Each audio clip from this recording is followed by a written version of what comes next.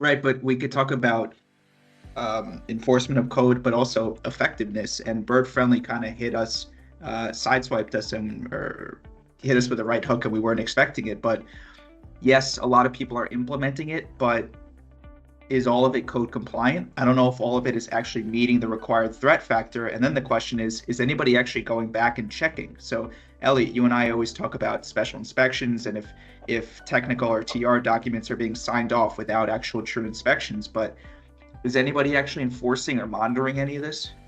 So that's where the industry organizations come in, and they can put money behind making sure that A, people get educated, B, they get trained, and C, there is some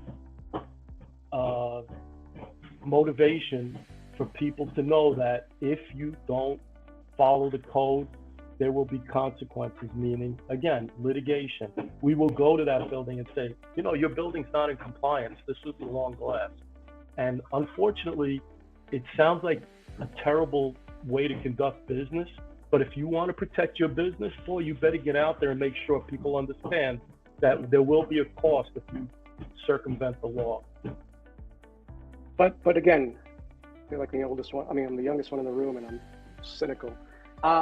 Any special inspector you look at, if you look at the code, I think structural is what makes it on there as part of the special inspector's requirements. We take it above that. We look at structural. We look at air and water infiltration. So we're looking at anchorage, sealants, et cetera, and tie down. I'm not looking at tints on glass, right? So as a special inspector, that is a non-structural component. It's a thermal aesthetic component.